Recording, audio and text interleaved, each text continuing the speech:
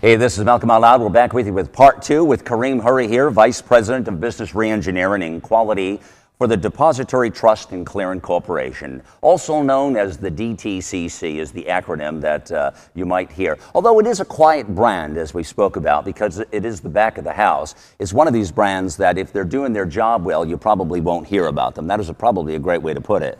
Absolutely. And so that is the quiet brand. But yet the DTCC plays a critical part to our country and really owned by, as you say, the market itself, the industry. Tell us just a quick sec about when you say it's owned by the industry. What does that mean to folks? Well, what it actually means is that we are here to serve the industry, and we are owned by the brokerage firms and by the various big financial services institutions. As a matter of fact, a lot of them are board members, and we are accountable to them, and they need to ensure that we are hitting our corporate goals on an annual basis and hitting all the metrics that we said we were going to hit. Yeah. So with all of that, and again, back to the financial meltdown we've been through the last couple of years, that certainly has put DTCC in a hot spot. That's right, but fortunately enough, we have been doing this for a long time, and our processes have been functioning at a very high level of performance. And as I said, we adopted Six Sigma in 2001, but way before that, a lot of other quality programs were already in place to ensure that our processes, from an end-to-end point of view, right, meaning from the time we get information, we process it and send it out to those brokerage houses, and they communicate that data to their investors, people like you and me, etc., that everything is flowing smoothly, actually. Right, right. And that's important. It's important for all of us to know whether it protects a personal retirement account or a huge, some major investment we have, a stock purchase or something that's going on, that everything is smooth. And what I find fascinating more so, folks, is that although Karim is based from headquarters out of New York, the office is, as we were speaking about, is mirrored in Tampa, as you know. And we have about 500 employees in Florida, in the Tampa Bay area. This office has been in place for 5 years, as I understand it, Karim, and you're just celebrating your 5th anniversary.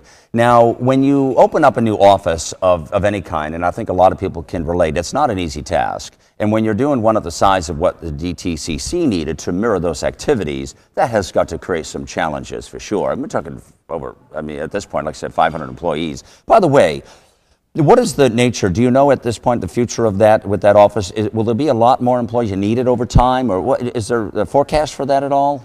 Well, at this point, obviously, we do keep all of our options open. There's still some space in the Tampa office, and we constantly look at the best place to put various functions, and it is still looked at to move additional functions into the Tampa office, but we do this extremely carefully, because the size of the corporation is not that big, even though our impact is huge. So we have to choose the spot where we put those functions extremely carefully. So it's an ongoing evaluation. Absolutely. As you continue on, yeah. Absolutely. All right, so you have Six Sigma process well in place, and you're able to track many of the metrics and stuff we're speaking about. But then why look at the Baldrige-Sterling approach then?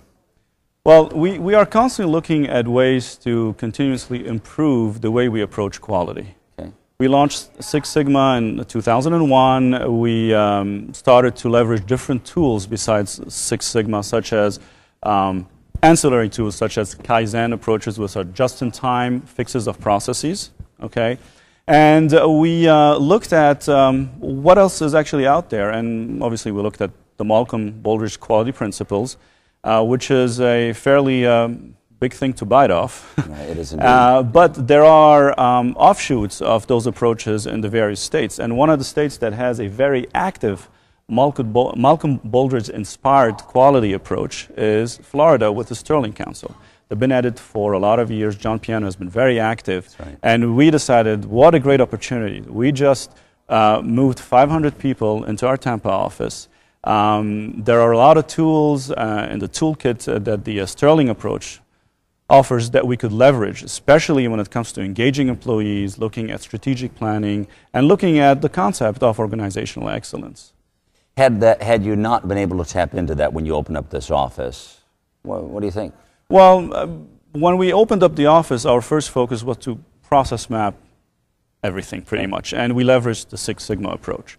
But then we looked at this and we decided that it was a good idea to move away from just focusing on processes to also focus on the organization.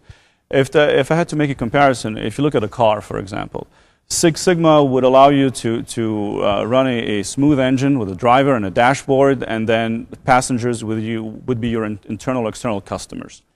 The Stirling Council approach, or the Stirling approach, actually provides you a GPS, turbo boost, you know, your engine really, especially navigation. One thing, it looks at the structure of the car, it connects the dots, it ensures that we're not looking at processes in silos, but that everybody in the Tampa office is engaged around all of those processes, how they talk to each other, and further breaking down those silos that exist between breaking down the silos, Karim, is a statement I've used over the years in corporate America. I find a lot of our corporations in this country are entirely dysfunctional on the inside, and many of them you don't even realize from a consumer standpoint what's really going on. Myself being, again, as you know, a 30-year market and advertising veteran, I was responsible for making companies look good and raising the bar. And while we could do that real well, many times I would find that the internal part of the company was completely in disarray. You know, the communication was not there. There wasn't a good back and forth kind of thing.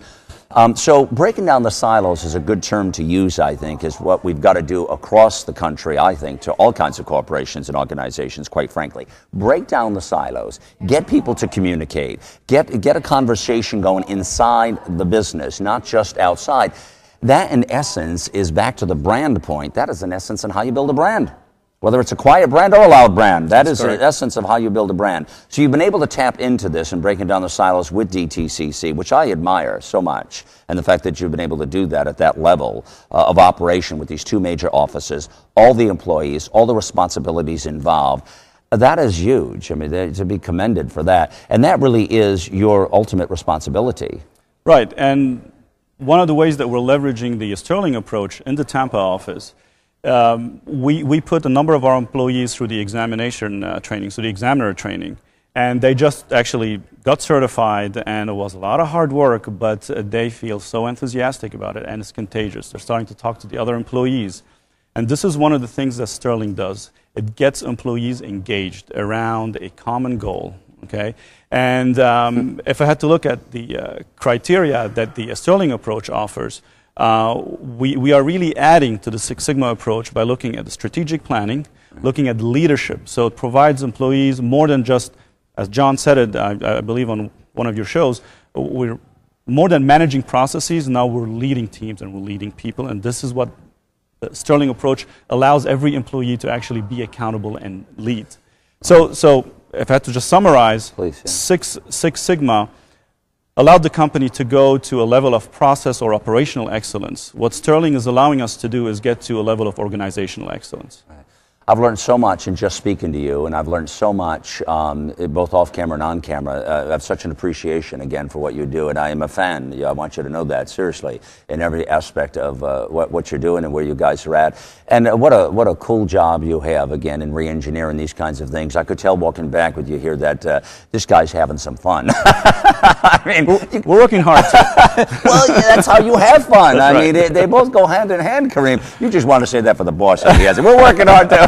Anyways, well, this has been Karim Houry, Vice President of Business Reengineering and Quality for the Depository Trust and Clearing Corporation, again, the DTCC. So it's a good insight for everyone to understand and know what they're about. And again, I like to call that the quiet brand, but a very important one for each and every one of us as we move forward with our daily lives.